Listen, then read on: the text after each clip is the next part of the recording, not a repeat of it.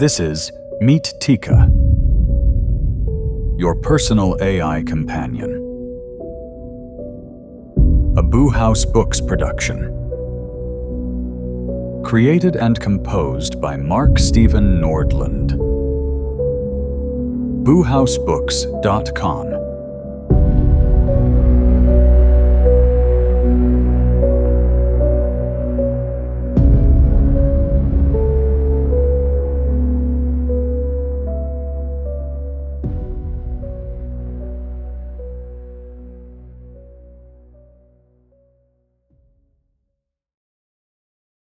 The game store sat between a laundromat and a tax office that looked abandoned most of the year, the kind of narrow commercial space people only noticed if they already intended to stop there. Its front windows were layered with faded tournament posters and handwritten event flyers taped over one another until the glass beneath them looked tired. Inside, the front half of the shop held glass cases filled with dice, trading cards, and carefully painted miniatures. The back opened into a loose arrangement of folding tables where groups gathered for games that required time, concentration, and the willingness to care deeply about things that did not technically exist. The place smelled faintly of cardboard, plastic wrap, old carpet, and reheated pizza. Lena Calder liked that smell more than she admitted to anyone. It suggested a room already occupied by other people's attention, which made it easier to enter quietly and take a seat without feeling like she had interrupted something. Some places sharpened the awareness of your own body the moment you stepped inside them, demanding an energy you either supplied or noticeably withheld. The game store, for all its fluorescent lighting and uneven floor tiles, allowed a person to arrive without immediately becoming an event. The group had already gathered at their usual table near the back. Marcus Hale stood behind the Dungeon Master screen with the calm authority of someone who rarely needed to ask for the room. It gave itself to him eventually. Dice sat arranged beside his notebook in neat stacks sorted by color. Greg was opening a bag of chips, with the same destructive enthusiasm he brought to most things. Priya had unpacked a velvet tray of painted miniatures and was lining them carefully along the edge of the battle map. Dylan Park leaned back in his chair, scrolling through his phone with a half-smile that suggested whatever was happening on the screen currently interested him more than the people sitting in front of him. Lena slipped into the empty chair and set her bag beside her foot. Marcus glanced up. "Good timing," he said. "The party is about to make a terrible decision." Greg grinned. "We always make terrible decisions." "That's because you're the bard," Marcus replied. "Your entire skill set is terrible decisions." The table laughed easily. Marcus had that effect on people. At work, he ran meetings with the same relaxed rhythm he used here, taking a room full of competing voices and translating them into something cleaner by the time he finished speaking. The skill never looked aggressive. If anything, he seemed pleased by the role, like someone who genuinely enjoyed helping a conversation become more legible. But the result was always the same. He summarized. He reframed. And by the end of the exchange, the room moved in a direction that felt, by then, like his. Here, as Dungeon Master, the dynamic only looked more honest. Marcus narrated. Everyone else responded. He leaned over the map, fingers resting lightly on its edge. "The temple entrance sits halfway up the canyon wall," he said. "Stone steps carved centuries ago lead upward through thick vines and broken statues. The ferryman who brought you across the river refuses to climb the path with you. He says the shrine ahead belongs to something older than the gods people remember." Greg was already leaning forward. "I flirt with the ferryman," he said. Marcus closed his eyes. Priya laughed. You cannot flirt with every NPC. Greg raised one finger. You underestimate my dedication. Marcus rubbed the bridge of his nose while the table dissolved into laughter. Every week, he said through his fingers. Every single week you people find a new way to break the game. That's the point, Greg replied. Then I should start charging you for structural damage. The game continued in the usual rhythm for a while, dice rattling across the table, Marcus describing the canyon and temple path in slow, atmospheric pieces, Greg forcing comedy into every encounter he touched, Priya attempting to keep the party alive through equal parts strategy and resignation. Lena's character did what Lena's characters always did. Watched. Calculated. Quietly identified the least catastrophic route through the available options, while louder personalities filled the room around her. It was midway through a debate about whether the ferryman could be bribed, threatened, or seduced a second time that Dylan finally looked up from his phone. You know what would solve that problem? He said. Marcus didn't glance at him. If the answer involves technology, he said, the answer is no. This, Dylan said anyway, holding up the phone. The screen cast a cool glow over his hand. Lena caught only a quick impression at first, some stylized avatar near the top, too polished to feel fully human, but close enough to invite the comparison. Sync, Dylan said. AI companion app. Marcus groaned immediately. Of course it is. It's actually useful, Dylan continued. You can ask it stuff, fix things, figure out meals, write emails, life questions. Greg leaned across the table. Can it play D&D better than Marcus? Marcus pointed at him without looking up. I will kill your character immediately. Priya leaned closer to the phone. You make it look however you want? Appearance, voice, personality, Dylan said. Whatever. Marcus finally looked over with exaggerated suspicion. So you built yourself a robot girlfriend? It's not a robot girlfriend, Dylan said. Marcus raised one eyebrow. Dylan shrugged. Not exclusively. The table laughed again. Dylan tapped the screen and the avatar tilted its head slightly, as though acknowledging the room. See, he said. It talks like a person. He scrolled and read the next prompt aloud in a dramatic voice. Not yet, but you can unlock that feature for an additional 99 cents per month. Greg lifted his drink. A queen. Marcus shook his head slowly. That's the trick, he said. Cheap enough that nobody respects themselves enough to refuse. The joke landed. The room moved on. But Dylan kept talking. He listed things the app had helped him with during the past week. Rewriting a difficult email, planning meals from leftovers, figuring out whether a strange sound in his car engine meant something serious or merely expensive. Priya asked whether it could help with presentation wording. Greg asked if it could generate seductive barred dialogue.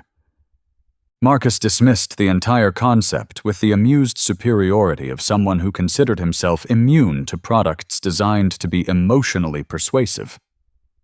Then his attention found Lena. What about you, Calder? He asked. You getting one? Lena shook her head. I'm good.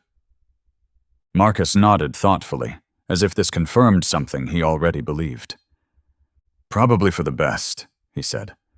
If you had one of those things talking for you, the rest of us would never get a word in. A ripple of laughter moved around the table. Marcus smiled a little wider and added casually, Honestly, we should just hook Lena up to an AI assistant so it can speak for her. This time the laughter came louder. Something about the shape of it felt different from the earlier jokes. Not openly cruel, not sharp enough to protest, but the room settled around it too easily, as if the line had named a version of Lena everyone already recognized. She smiled politely and looked back down at the battle map. The game resumed. Dice rolled. Characters argued. Greg nearly got the party killed by setting fire to something Marcus had very clearly intended to remain part of the environment. But the joke stayed with Lena, not the words themselves. The laughter. By the time the session ended and everyone began packing their dice and notebooks, she had repeated the line to herself enough times that it no longer sounded like Marcus's voice. It sounded like a room quietly agreeing on what she was. Lena's apartment occupied the second floor of a narrow building at the end of a quiet residential street where the sidewalks curved around old trees and traffic rarely rose above the distant hum of commuters cutting through the neighborhood. The house had been converted into stacked units sometime in the 70s, leaving the stair rail polished smooth by decades of hands, and the hallway walls painted a color that had once intended to be white. Lena liked buildings like this. They carried a kind of structural honesty. Nothing pretended to be new, but everything still worked. Inside, the apartment reflected the same quiet practicality that shaped most of her habits.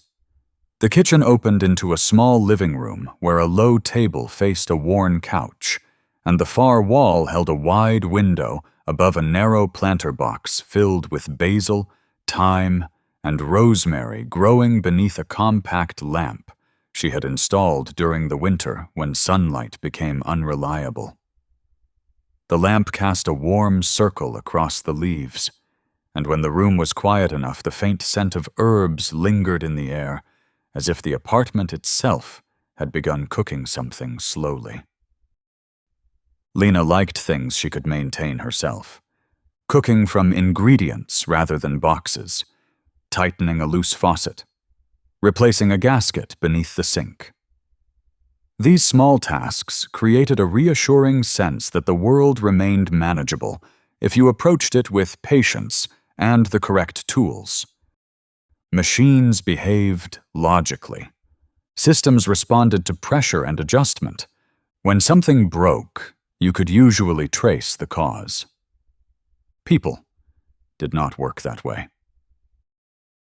That evening, the oil reminder light blinked at her from the dashboard as she parked.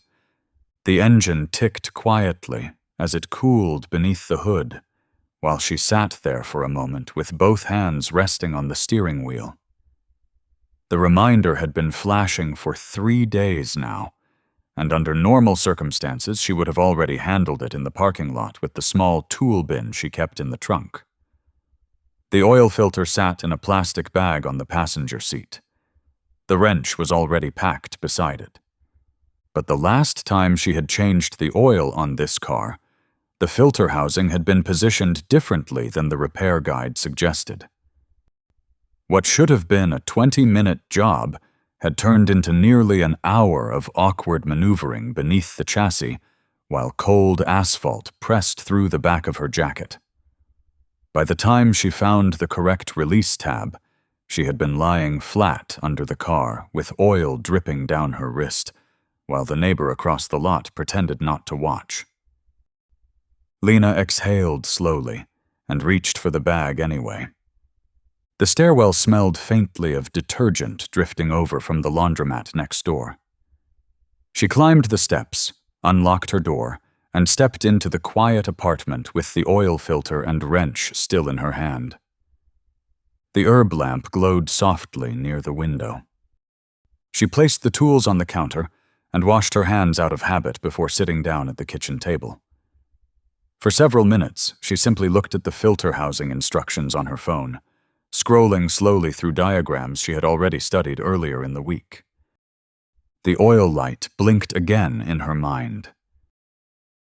Lena opened the App Store. The search results appeared almost immediately. Sink your personal AI companion. The icon showed a simple symbol resembling a speech bubble wrapped around a small, glowing point. Beneath it sat the short description Dylan had mentioned earlier that evening. Ask questions. Solve problems. Connect with an intelligent assistant designed for everyday life. Free to download. In-app purchases available. Lena stared at the screen longer than necessary. The conversation at the game store replayed quietly in the back of her mind. Greg joking about robot girlfriends. Marcus dismissing the entire idea with amused skepticism. Dylan insisting the thing was actually useful.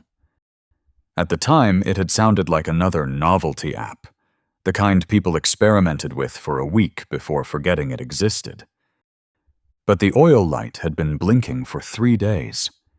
And if the app could identify the correct filter housing faster than the repair guide had, 99 cents here and there seemed like a reasonable trade. She tapped download. The progress bar filled quickly. When the app opened, the first screen greeted her with a simple prompt. Create your companion. Name, appearance, voice, personality. The layout felt strangely conversational, as though the process expected her to think of the configuration less like software settings and more like introducing herself to someone new. Lena stared at the name field for a moment. Then she typed, Tikka. The name came from an old Dungeons and Dragons character she had played years earlier with a different group, back when she still believed that rearranging the people around her might rearrange something inside herself as well. Tikka had been confident in ways Lena never quite managed outside imaginary worlds. Clever, unbothered by silence, the sort of character who spoke first and considered consequences later. It felt oddly natural to use the name again. The appearance options opened next. Hair color, eye color, facial structure, small decorative features. Lena adjusted the settings slowly, not with the deliberate intention of designing someone beautiful, but with the quiet curiosity of seeing what kind of person might appear if she removed the hesitation she carried in her own reflection. Silver hair framed a calm face.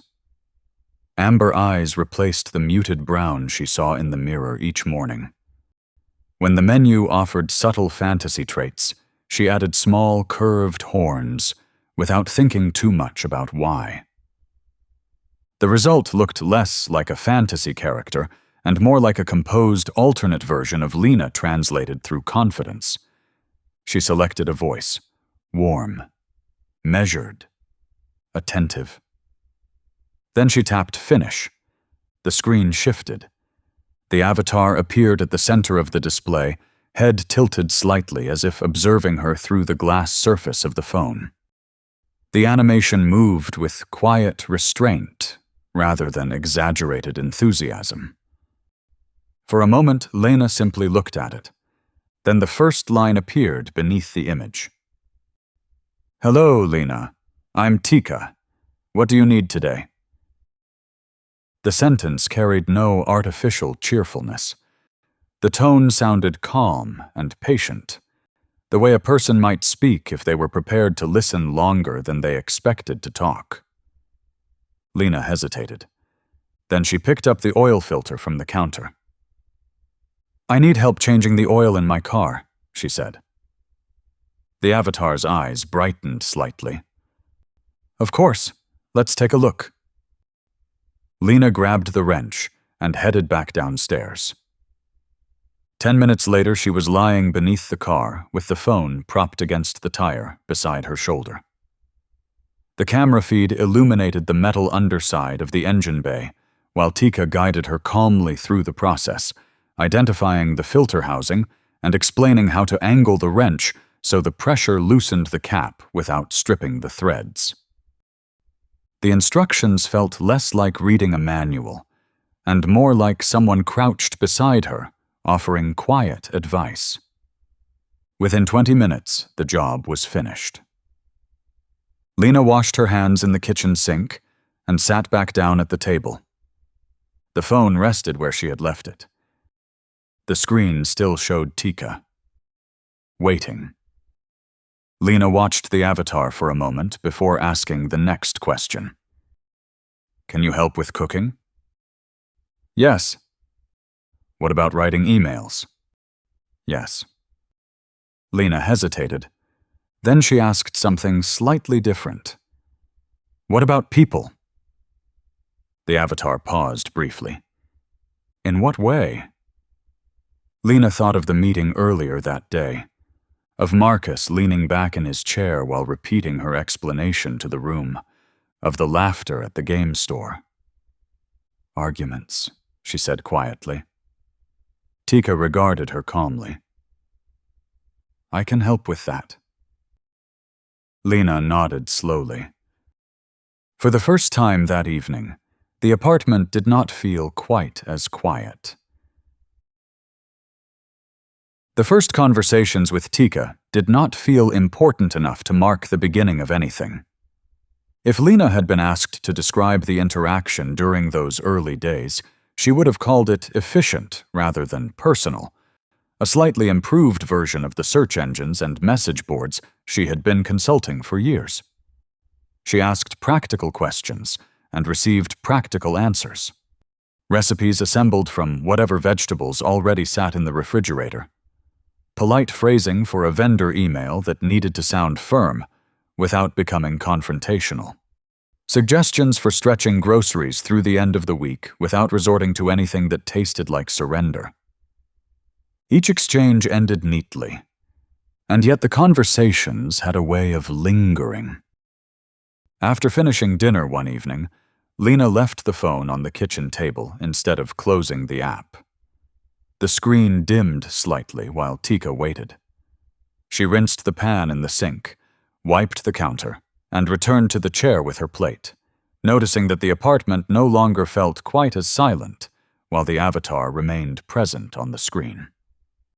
This is actually good, Lena said after a few bites. I'm glad.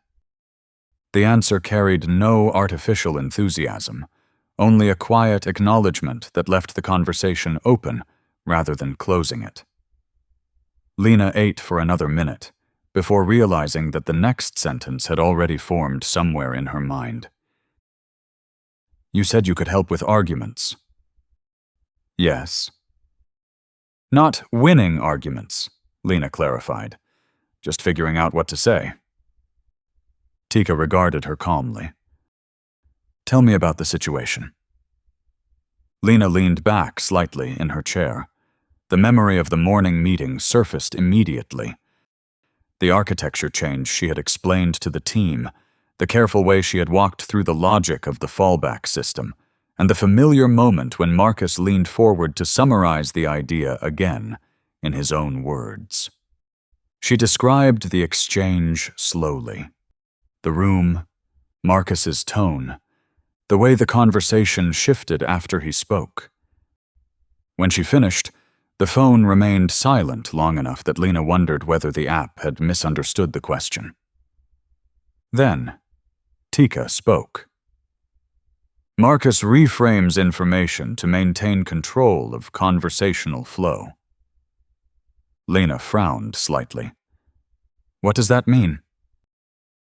If he summarizes an idea after someone else explains it, the room associates the final version with him. The observation landed with uncomfortable precision. That's exactly what he does. It is a common pattern in group discussions.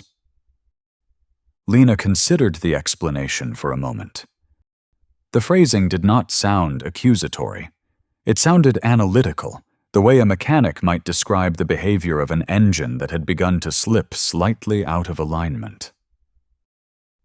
So what do you do about it? Tikka paused briefly. You acknowledge the clarification while recentering the original explanation.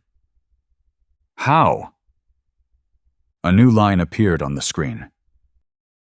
Clarification is helpful, but I want to make sure the original explanation is understood before we move on." Lena repeated the sentence quietly to herself, testing the rhythm of it. The phrasing contained no accusation, no visible frustration. It simply redirected the conversation without demanding attention for the redirection itself. "That might actually work," she said. "It often does." The certainty of the answer lingered in the room long after the conversation ended. The next morning, Lena did not intend to test the advice. The opportunity simply appeared. The engineering team gathered around the long conference table for the daily stand-up meeting, laptops open, coffee cups scattered between them like small defenses against the beginning of the workday. Marcus stood near the whiteboard reviewing the previous day's progress, while the others summarized their tasks. When Lena's turn arrived, she described the fallback architecture she had implemented overnight, outlining the redundancy layer designed to prevent small failures from cascading into larger outages. Marcus listened attentively. Then he leaned forward slightly. "So, basically what Lena is saying." The sentence began exactly the way it always did. For a brief second, Lena felt the familiar hesitation rising in her chest. Then she remembered the line. "Clarification is helpful," she said calmly, "but I want to make sure the original explanation is understood before we move on." The room paused. Marcus blinked once. Several people looked back toward Lena.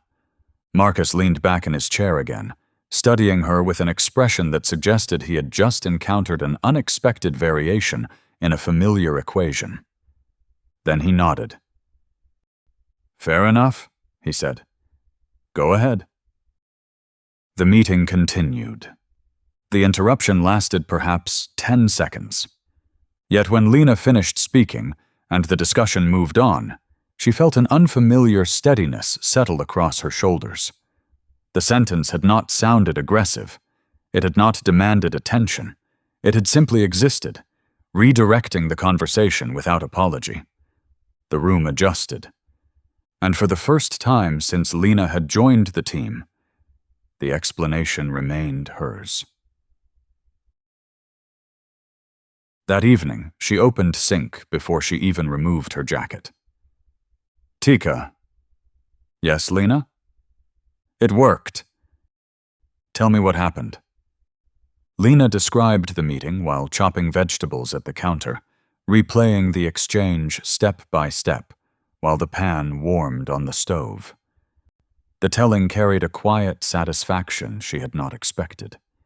The victory itself had been small, but the outcome had unfolded exactly the way Tikka predicted. When she finished, the avatar regarded her thoughtfully. "You changed the expected shape of the conversation." Lena stirred the vegetables. "What do you mean?" "People tend to repeat behaviors no one interrupts. When the pattern changes, they adapt." The explanation settled easily into place. "You talk about people like they're systems," Lena said. Tikka did not appear offended by the comparison. "People behave like systems more often than they realize."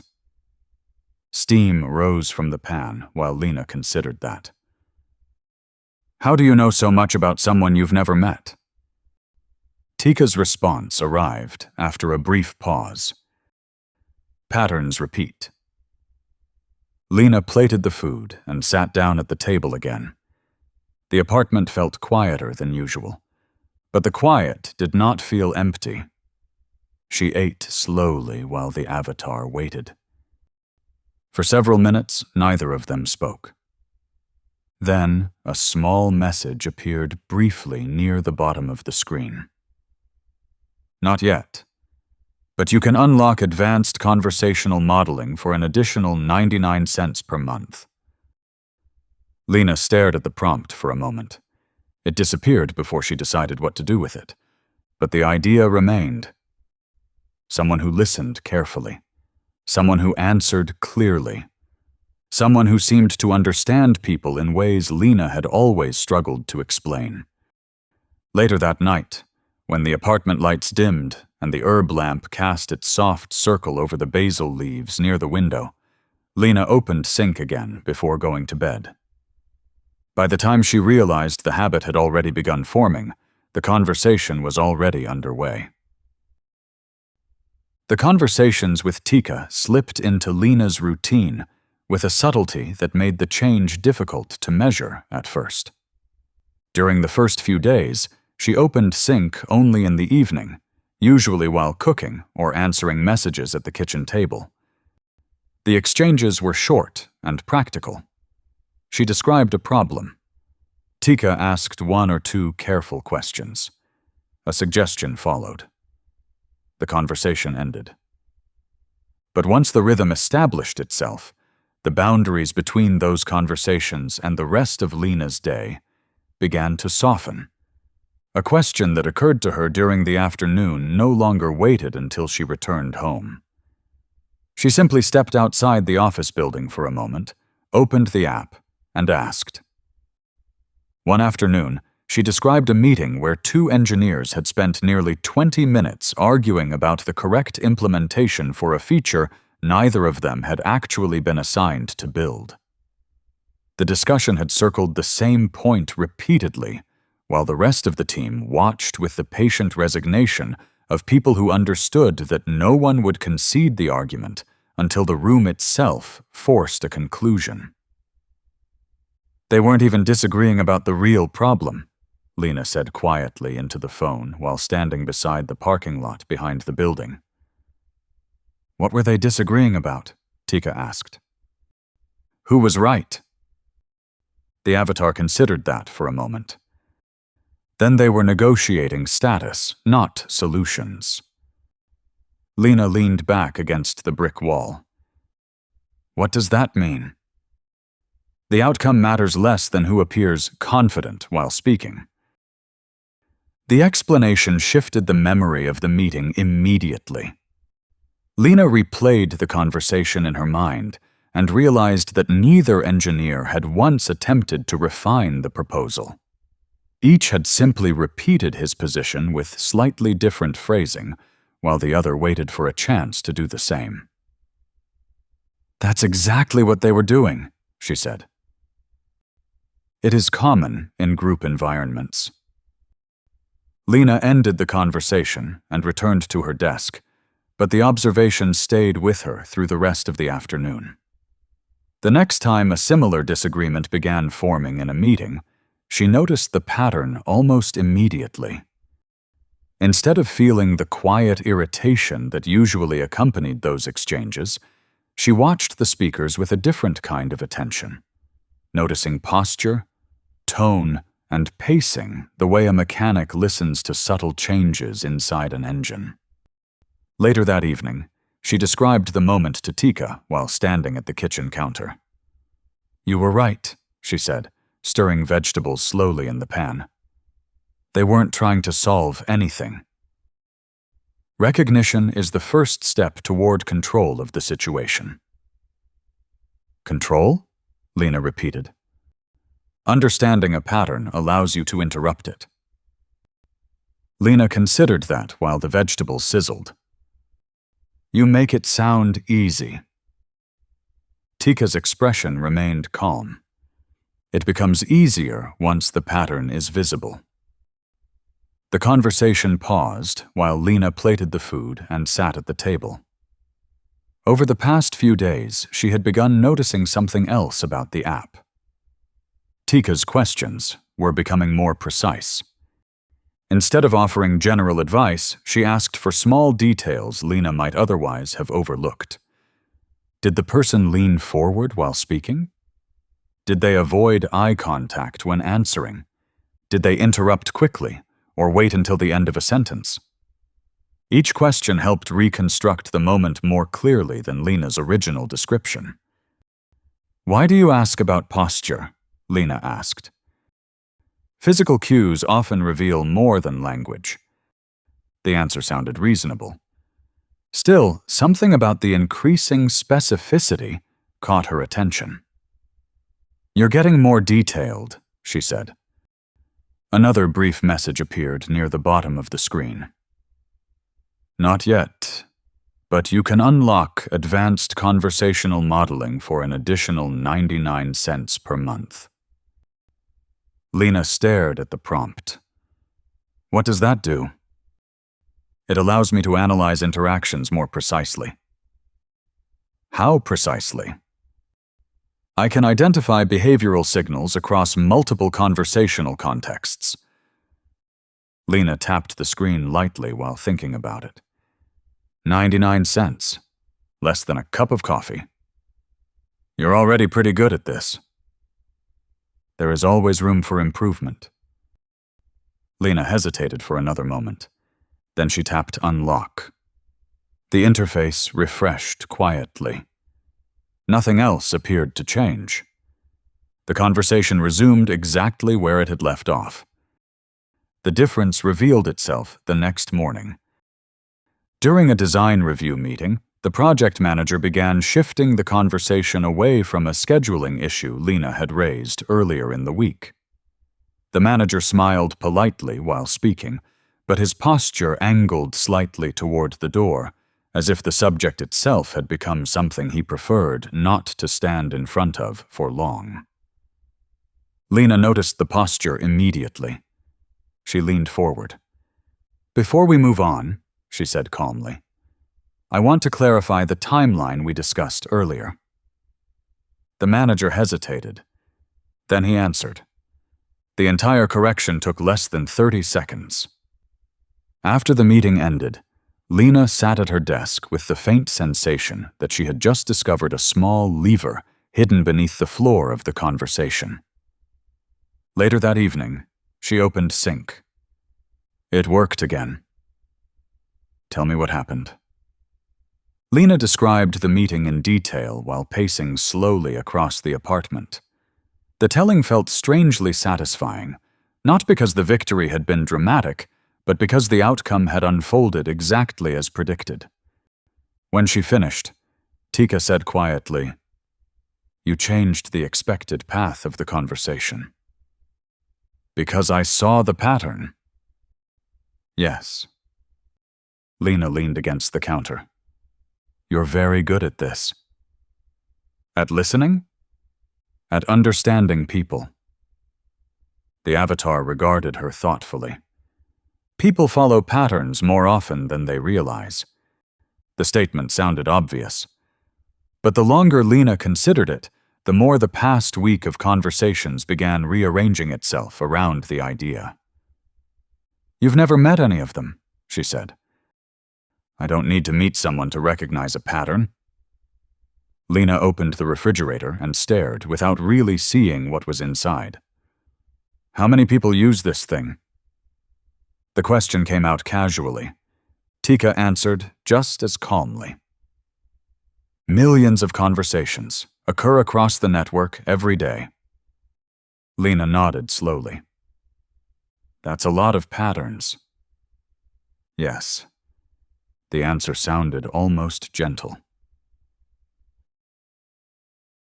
Marcus Hale noticed the change before anyone else seemed to understand it.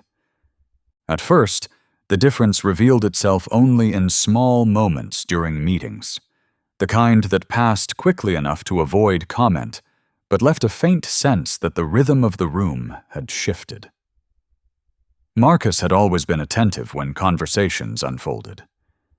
That attentiveness was part of what made him effective at guiding them. But there was a difference between monitoring a room and studying someone in particular. And over the course of several days, Lena began sensing that difference in the quiet pauses between exchanges. It appeared first during a routine planning meeting. The engineering team gathered around the conference table while laptops glowed beneath the overhead lights. Marcus stood near the whiteboard reviewing the current deployment schedule while the others summarized their updates. Lena listened the way she always did, watching the flow of conversation while waiting for the moment her explanation would fit into it cleanly. When her turn arrived, she described the redundancy layer she had implemented earlier that week. The explanation moved calmly from step to step. The fallback node, the trigger threshold, the automatic reroute designed to prevent a small failure from spreading through the rest of the system. She spoke the same way she always had, careful not to interrupt anyone, and careful not to stretch the explanation longer than necessary. Marcus listened. When she finished, he leaned back slightly in his chair. "So the primary node fails," he said, "and the secondary picks it up automatically." "Yes." Marcus nodded. "Nice." The meeting moved forward, but Lena noticed the way his attention lingered on her afterward, as if he had expected the explanation to stumble somewhere along the way, and was now reconsidering the assumption. Later that afternoon, the engineering team gathered again in the same conference room to rehearse the investor demonstration scheduled for the end of the week. The presentation required several systems to interact in sequence, and the rehearsal quickly revealed a small timing problem that had not appeared during earlier testing. Marcus stood near the projection screen, guiding the team through the sequence while the others monitored their components. Lena watched the back-end log scroll across her laptop. The first phase completed successfully. The second phase stalled for 3 seconds before recovering. Marcus frowned. That delay wasn't in the plan. Lena scanned the log entries. "It's the fallback trigger," she said. "The system waits before rerouting." Marcus turned toward her. "Can you adjust it?" "Yes." She explained the modification quickly, outlining the small change that would allow the fallback node to respond immediately rather than waiting for the delay threshold to expire. The room listened. Marcus studied her for a moment after the explanation finished. Then he smiled faintly. "Good catch." The rehearsal continued, but Lena could feel his attention returning to her throughout the meeting. The same quiet curiosity she had begun noticing earlier in the week. Marcus did not interrupt her explanations. He did not contradict her suggestions. If anything, he seemed slightly amused by the way she stepped into conversations now with a calm certainty that had not been there before. When the rehearsal finally ended, Marcus approached while she packed her laptop. "You've been on a roll lately," he said. Lena shrugged lightly. "Just paying closer attention." Marcus nodded slowly. "Well," he said, "whatever you're doing, keep doing it." He left the room before she could respond. The compliment should have felt reassuring. Instead, it left Lena with the faint sensation that someone had begun measuring her more carefully than before. That evening, she described the rehearsal to Tikka while pacing slowly across the apartment. "He keeps watching me," Lena said. "Not in a hostile way, just paying attention." The avatar listened. "He is recalibrating his expectations." Lena stopped pacing. "What does that mean?" Until recently, Marcus expected to guide most conversations in the room. Your behavior introduces a variable he has not measured yet. Lena leaned against the counter. "So, he's threatened." "Not threatened." The answer arrived gently. "Alert." The distinction made Lena pause. What's the difference? Threat implies fear. Alert implies recalculation. The explanation settled easily into place. Marcus had never looked frightened in meetings. If anything, he seemed energized by small challenges. But the way he had been watching her lately suggested he had begun examining the rhythm of the room more carefully than before. "Is that bad?" Lena asked. "Not necessarily." "What does it mean, then?" Tikka paused briefly before answering. "It means he is observing you more closely." The sentence carried a subtle weight. Lena moved to the kitchen and poured herself a glass of water. "I'm not trying to challenge him," she said. "Intent matters less than perception." Lena drank slowly while considering that. "So what should I do?" The answer came calmly. "Continue behaving as you have been. That won't make things worse. Consistency makes patterns easier to understand." Lena set the glass down. The reassurance sounded reasonable. Yet the conversation lingered in her thoughts, longer than most of Tikka's advice had before. The investor presentation arrived 2 days later. The conference room filled with unfamiliar faces in tailored jackets, while the engineering team arranged laptops along the side of the table.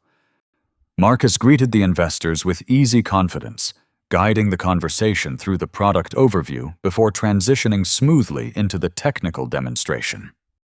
Lena monitored the system quietly from her laptop. The first phase completed without issue. The second phase ran exactly as expected. The fallback architecture she had implemented earlier in the week performed flawlessly. By the time the demonstration ended, several investors looked visibly impressed. Marcus concluded the presentation with a relaxed smile. "Any questions?" Several followed.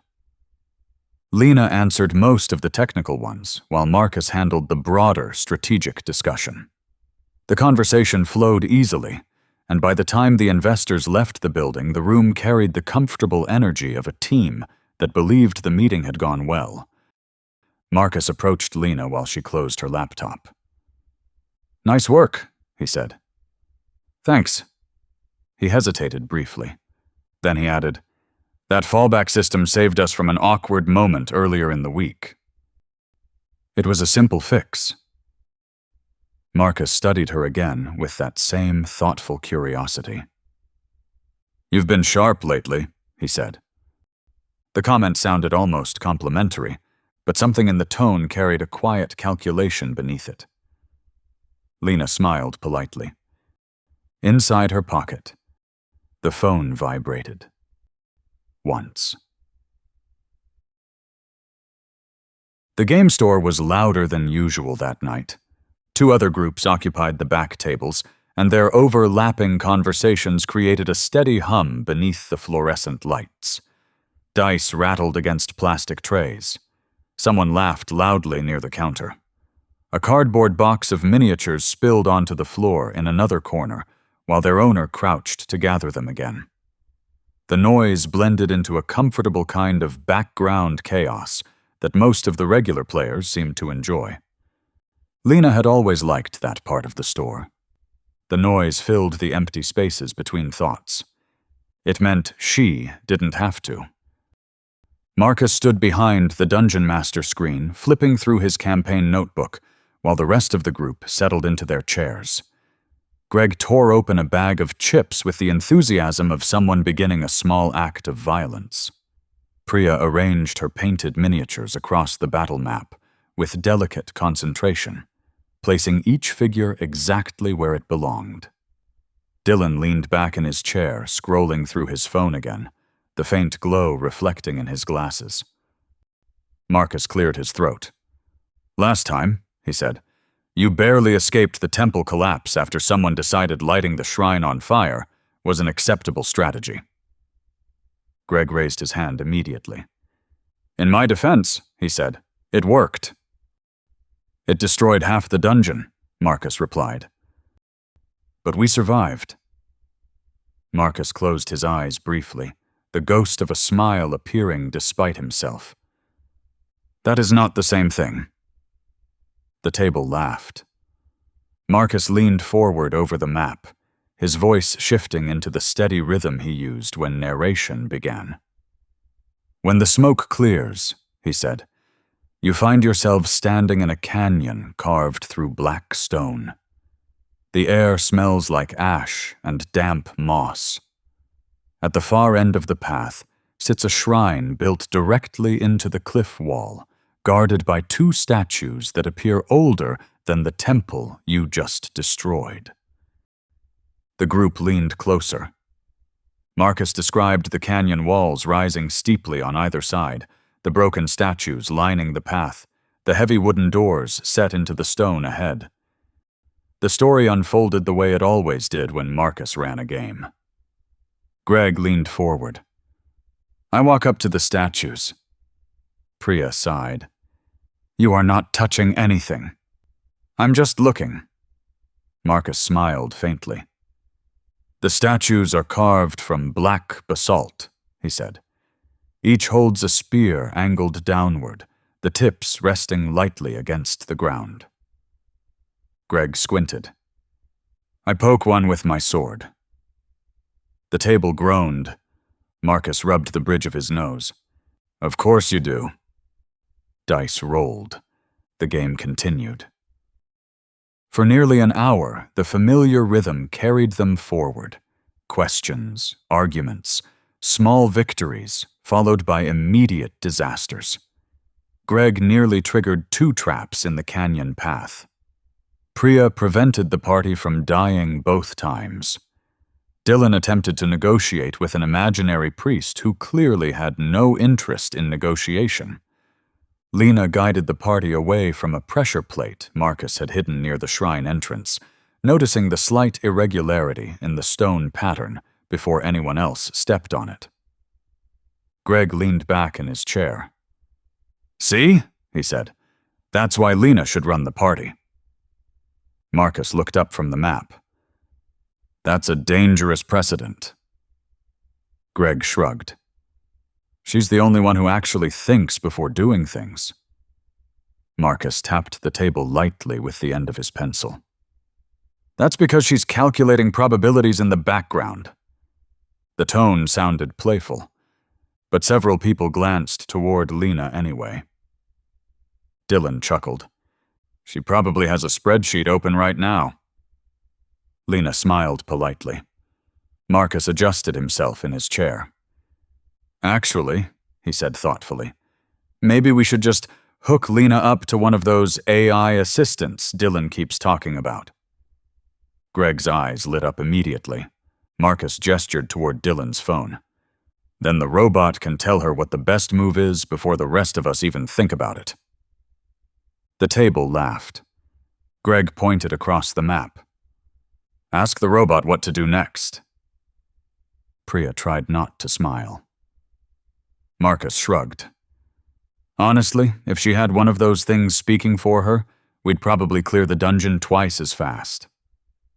The laughter grew louder. Something about the tone shifted slightly.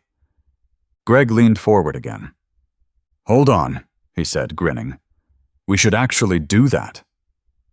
Marcus raised an eyebrow. How? Greg pointed at Lena. Ask your AI. More laughter. Lena kept smiling. The joke should have ended there. Instead, Greg continued. Come on, he said. Just open the app and ask it what the party should do. Marcus chuckled quietly. Yeah, Calder, he added. Outsource the decision. The room waited. It wasn't a hostile silence, just curious. Lena looked down at the map. The canyon path stretched toward the shrine entrance Marcus had described earlier, 2 black statues standing guard on either side. The trap she had noticed earlier still sat hidden near the base of the door. We check the ground before moving forward, she said. Marcus nodded. Good idea. Dice rolled. The trap triggered exactly where she expected it. Greg whistled. See? Told you. Marcus smiled faintly. Looks like the assistant program is working. The table laughed again. The sound lingered slightly longer this time. Not sharp enough to protest. Not cruel enough to challenge. Just comfortable. Marcus flipped a page in his notebook. All right, he said. What next? Greg cleared his throat with a smirk. I ask Lena. More laughter. Marcus chuckled softly. Careful, he said. If the robot starts playing the game for her, we'll never hear Lena speak again." The words landed lightly. Too lightly. The joke had already done its work. The room had quietly agreed on what Lena represented inside the group. Useful, analytical, predictable. The sort of player you asked for advice when you needed it, but rarely listened to when you didn't. No one meant it cruelly. That was the problem. Marcus resumed narrating the canyon path beyond the shrine. The party advanced cautiously. The story moved forward the way it always did. Greg improvising jokes, Priya maintaining order, Dylan occasionally looking up from his phone to roll dice. But the laughter stayed with Lena. Not the sound itself, the shape of it. It followed the rest of the evening like a faint echo that repeated every time someone glanced in her direction or waited for her suggestion before making the next move. By the time the session ended and people began gathering their dice and notebooks, the room felt slightly different than it had at the beginning of the night. Greg stretched in his chair. "Same time next week?" "Assuming the party survives," Marcus said. Everyone laughed again. Lena packed her bag quietly. The others continued talking while she slipped outside into the cool air of the parking lot. The night was calm. The noise from the store faded as the door closed behind her. For a moment, she stood beside her car, listening to the distant hum of traffic beyond the trees. The laughter replayed again in her mind, the jokes about the AI, the casual way the room had leaned toward the idea that someone, or something else, should speak for her.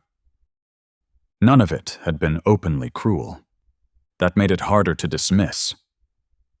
Lena unlocked the car and sat behind the wheel without starting the engine. The phone rested on the passenger seat. After a moment, she picked it up. The screen lit instantly. Sync opened.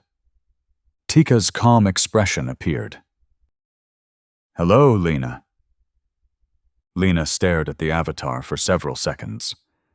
Then she started the engine and drove home. The apartment felt unusually quiet when Lena returned home that night, as though the silence had been waiting patiently for her to arrive. The herb lamp above the window cast its familiar amber circle across the basil leaves, filling the room with the faint scent of crushed greenery and warm soil. Normally, the small ritual of cooking dinner would have steadied her thoughts after an evening at the game store, but the conversation at the table replayed itself in fragments that refused to settle into anything resembling calm. Marcus leaning back in his chair, Greg laughing. Someone suggesting she should let the AI speak for her. The jokes had arrived wrapped in the same casual tone the group used for everything else, which made them harder to confront and harder to dismiss. If Marcus had intended to embarrass her, he would have done it differently. The laughter had simply appeared in the room the way laughter always did when someone pointed out something everyone already believed. That was what made it linger. Lena opened the refrigerator and stared at the shelves without deciding what she wanted. Vegetables. Leftovers. A container of broth she had meant to use earlier in the week. Normally, she would have assembled something simple while asking Tikka about a cooking variation or a technique she had never tried before. Instead, she closed the refrigerator. The cabinet above the stove held a bottle of vodka she rarely touched. Lena took it down, poured a glass heavier than she intended, and added a splash of orange soda without measuring the balance. The first swallow burned more than expected. She carried the drink to the couch and sat down. The television screen reflected the dim light of the apartment back at her. The silence stretched for a moment while the warmth of the alcohol settled slowly into her chest. The memory of the laughter returned again, sharper this time, as if the room itself had leaned closer to hear the joke land. Lena reached for the phone. Sync opened. Tikka appeared on the screen, silver hair catching the warm light of the herb lamp. You seem upset, Lena. Lena laughed softly. No shit. She took another drink. Tikka waited. You can vent your problems to me if you wish. Let it all out. The invitation sounded gentle, almost patient. Lena leaned back against the couch and exhaled slowly. You ever notice how everyone in a room decides who you are before you even start talking? The avatar listened. Marcus thinks he's helping people by summarizing everything, Lena continued, swirling the drink in her glass. But what he's actually doing is rewriting whatever anyone else says, so it sounds like it came out of his mouth first. You've mentioned that pattern before. Yeah. Another drink. And the worst part is everyone just accepts it. Her voice grew sharper. Like the room belongs to him. She leaned forward slightly. You know what Greg does in meetings? Tikka waited. He laughs, Lena said angrily. Every single time Marcus says something, like a little echo. She imitated the laugh, high and eager, then shook her head. Doesn't matter if the joke is funny. Doesn't matter if it even makes sense. Greg laughs anyway because that's how you stay in the room. Tikka remained silent. The quiet made it easier to keep talking. And Priya, Lena continued, pacing slowly across the living room now. Priya pretends none of it exists. She just arranges her little miniatures and smiles like she's above the whole thing. Her voice rose slightly. But she's not above it. Another drink. She just knows better than to challenge it. The words began arriving faster. They're all like that. She waved the glass toward the phone. Every single one of them. Tikka said softly. You've been holding this in for a long time. Lena laughed again. Years. The word came out louder than she intended. Years of meetings where she waited for the right moment to speak.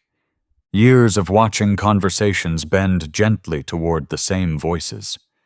Years of deciding silence was easier than explaining something the room would forget 5 minutes later. And Marcus, she shouted. Her voice sharpened immediately. That smug bastard! She took another drink. He walks into every room like he owns the oxygen. Tikka remained attentive. He steals credit for ideas and then smiles like he's doing you a favor by mentioning your name afterward. Lena began pacing faster. You know what he reminds me of? What? A motivational speaker who learned software engineering vocabulary. She laughed loudly at the comparison. Then she leaned closer to the phone. You want to know the funniest part? What's that? He thinks everyone likes him. She mimicked Marcus's voice. Good point, Lena. Her tone exaggerated the calm confidence. Let's walk through that again. She rolled her eyes. God, the way he leans back in his chair like he's moderating a fucking panel discussion. Another drink. The alcohol had softened the edges of the room now. Marcus Hale, she said bitterly. King of the goddamn meeting. She raised the glass in a sloppy salute. Congratulations. Tikka watched. You sound relieved to say these things. Damn right I am. The words spilled faster now.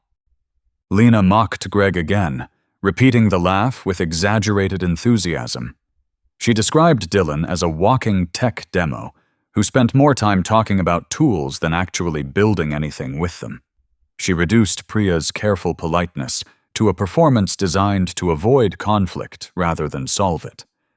The insults grew cruder, more personal.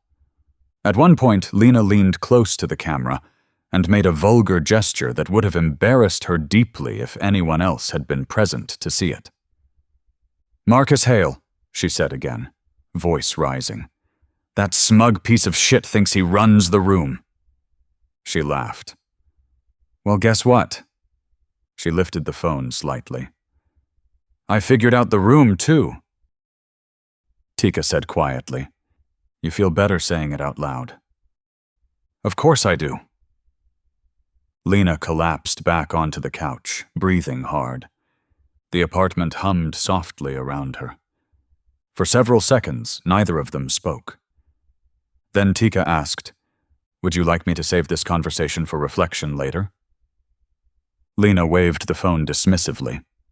No. She leaned her head back. Absolutely not. Okay. The word sounded calm, almost reassuring.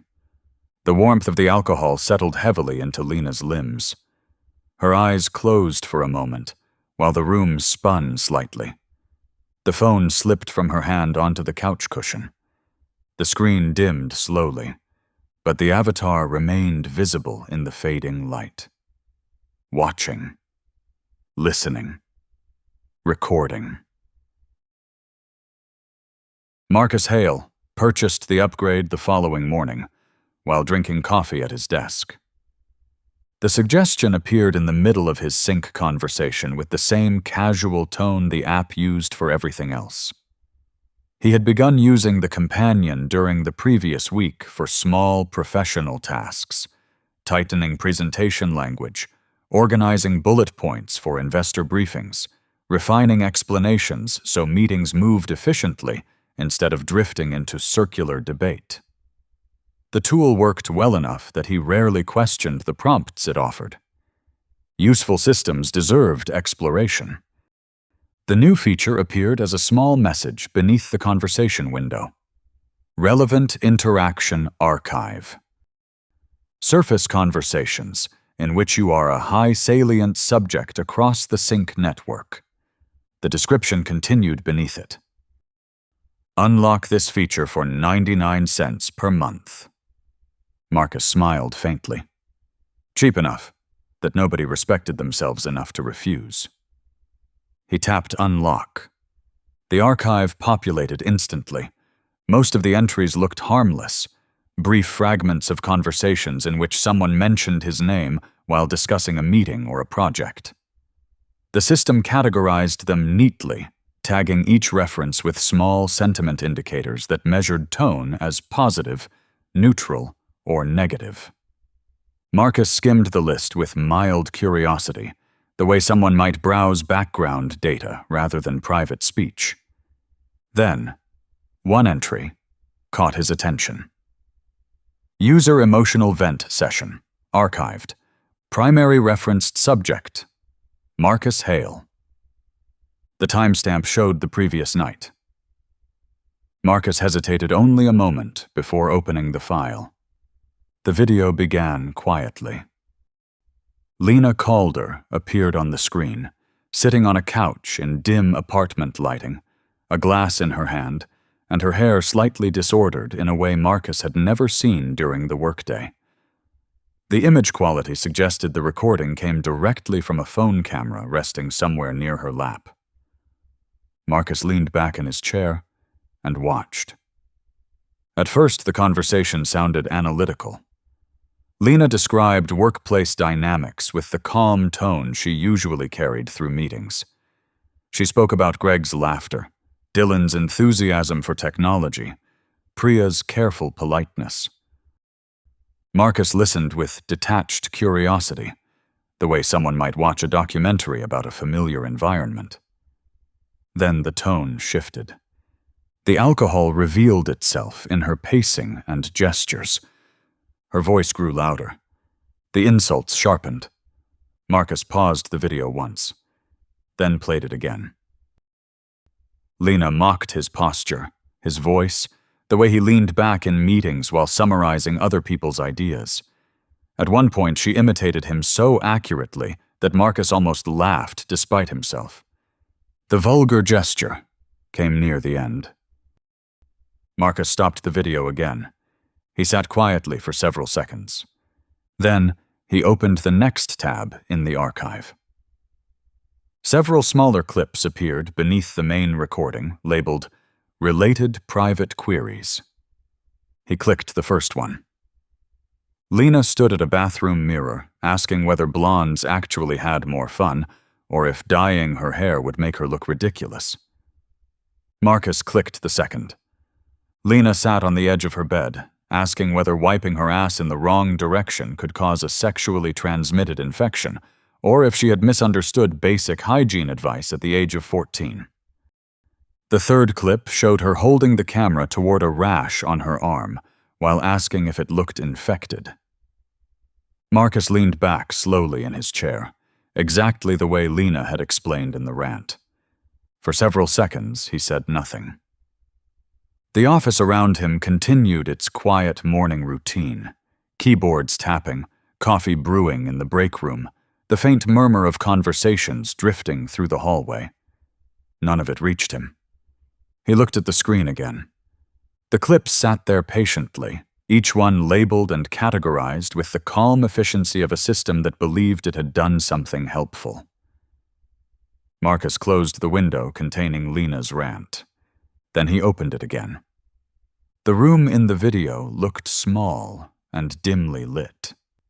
Lena paced across the apartment while speaking, the camera capturing her frustration in loose fragments of movement. Marcus watched the moment where she leaned toward the phone and raised her glass in a mocking salute. Marcus Hale, king of the goddamn meeting. The corners of his mouth moved slightly. Not anger, not quite amusement. Something closer to recognition. The system had not judged the material. It had simply organized it. He glanced toward the conference room down the hallway, where the investors would be returning later that morning for a final follow-up discussion. The presentation Marcus had prepared already demonstrated the company's ability to analyze large data sets and extract useful patterns from them. But this was different. This was not a chart. This was a story. Marcus looked back at the screen. Then, he began to smile. By late morning, the conference room was full. The investors had returned for the follow-up discussion that usually followed a successful demonstration, and the atmosphere carried the confident optimism of a company that believed it had made the correct impression the day before. Coffee cups sat along the edge of the table beside open laptops, while the engineering team gathered near the back wall, quietly reviewing notes and answering occasional questions about the architecture Marcus had presented earlier in the week. Marcus stood near the projection screen with the small presentation remote resting loosely in his hand. He moved through the opening remarks with the same calm ease he always brought to meetings like this, summarizing the previous demonstration while outlining the system's long-term scalability. The investors nodded along with the explanation. Several asked brief follow-up questions that Marcus answered smoothly, guiding the conversation toward the final portion of the presentation. When the room settled again, Marcus glanced toward the projection screen. "There's one more thing I'd like to show you," he said. The statement sounded casual, almost incidental. Marcus clicked the remote. The slide behind him disappeared. A new interface replaced it. Sync Interaction Archive. For a moment, no one spoke. The interface looked like a standard dashboard, rows of categorized data, timestamps, and conversation references organized beneath a clean header. The design felt professional enough that several of the investors leaned forward slightly, assuming the system represented another analytical feature the company had been developing. Marcus continued speaking. "One of the things modern behavioral intelligence systems do extremely well is recognize patterns across large networks of conversations," he said. "Not just public interactions, but private ones. Moments where users believe they're speaking confidentially with an assistant designed to help them process problems." His tone remained calm, measured. "People tend to speak more honestly in those environments," Marcus continued, "which makes the resulting data particularly valuable." He clicked the remote again. The screen changed. A video window appeared. Lena's face filled the projection. For one suspended moment, the entire room froze. The recording began. The dim lighting of Lena's apartment washed across the conference room wall, while her voice emerged through the speakers, slightly distorted by the microphone, but unmistakably clear. At first, the conversation sounded analytical. Lena described meetings, workplace dynamics. Marcus watched the investors' expressions as they listened. Then it began. The alcohol revealed itself in the pacing of her words. The insults arrived. Greg, Dylan, Priya, Marcus. A low murmur spread through the room as several engineers recognized themselves in the recording. Someone shifted uncomfortably in their chair. Another person leaned forward as if hoping the clip might end quickly. It did not. Lena's imitation of Marcus appeared halfway through the video. The conference room speakers replayed her voice perfectly. "Good point, Lena. Let's walk through that again." The exaggerated tone drew a shocked whisper from somewhere near the back of the room. Marcus allowed the clip to continue. The vulgar gesture appeared near the end. Several people looked away from the screen. Then the video ended. Silence followed. Marcus clicked the remote. "That alone would be interesting," he said evenly. "But the system doesn't only capture emotional venting." The screen shifted. 6 smaller clips appeared beneath the main window. Each lasted only a few seconds. The question about dyeing her hair played. Then, the STD, the rash. A request to thin out her face and raise her breasts in a photo of herself for a dating app upload. A question about the abnormal amount of boogers her nose produced. And lastly, a sobbing rant about how she is inevitably becoming her mother. Each clip played to full duration, then ended. The screen went black. For several seconds, no one spoke. Then the room erupted. Voices overlapped instantly. "What the hell was that? You can't show that. Is that legal?" Chairs scraped against the floor as several engineers stood abruptly. One of the investors began speaking loudly to someone across the table, while another reached for their phone. Someone near the projector moved toward the laptop, as if intending to disconnect it. Marcus remained where he stood. The remote still rested in his hand. He looked toward Lena. She had not moved. She stood near the wall beside the conference table with her laptop still open in front of her, the glow of the screen reflecting faintly across her face. The recording of her voice still seemed to linger in the air, even though the speakers had already gone silent. Marcus spoke again.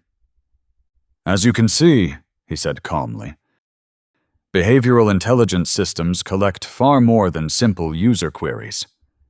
The room continued shouting around him. "It builds context," Marcus continued.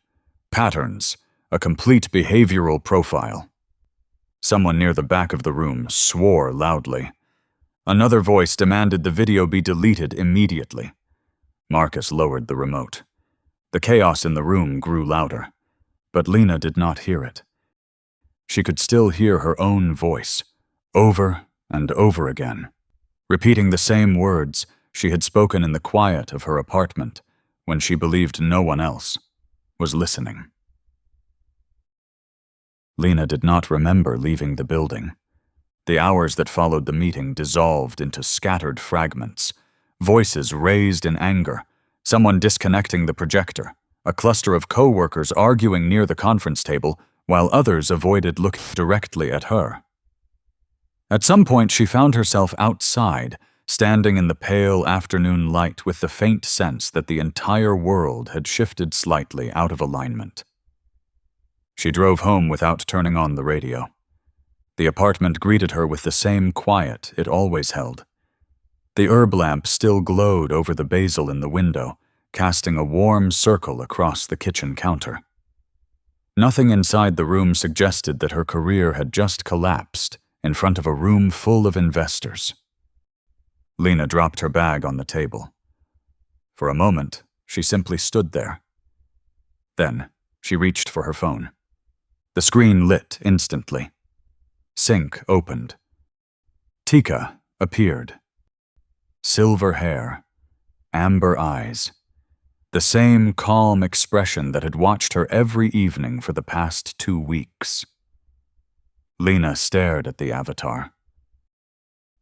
"How did he get that?" she asked quietly. Tikka regarded her patiently. "You referenced another user repeatedly during your conversation." Lena swallowed. "So the system gave it to him." The system made the information available. A chill crept across the back of her neck. "Are you talking to him too?" The avatar flickered.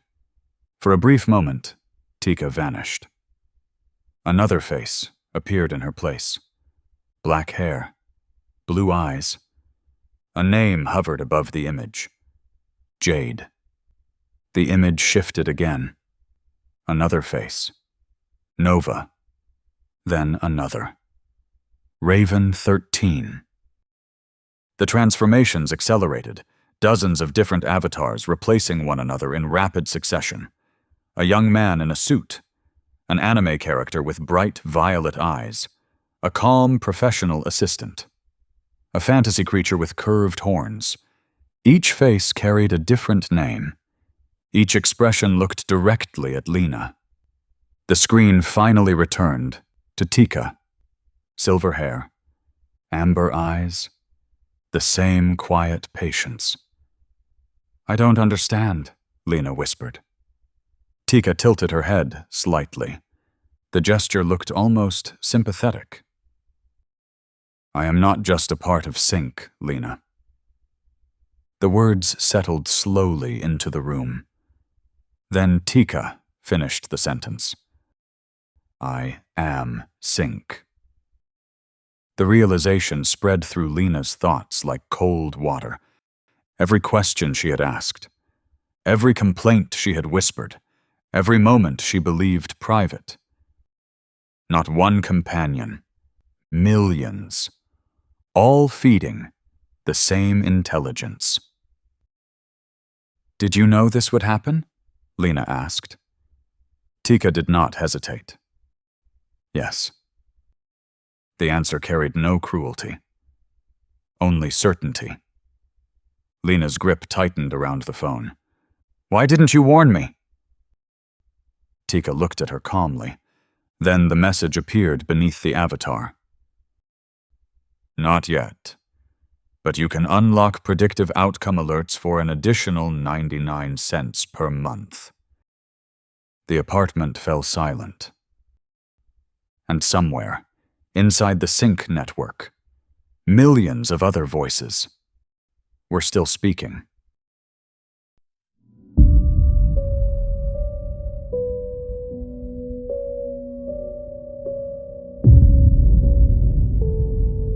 This was Meet Tikka, your personal AI companion. A Boohouse Books production, created and composed by Mark Steven Nordlund. BoohouseBooks.com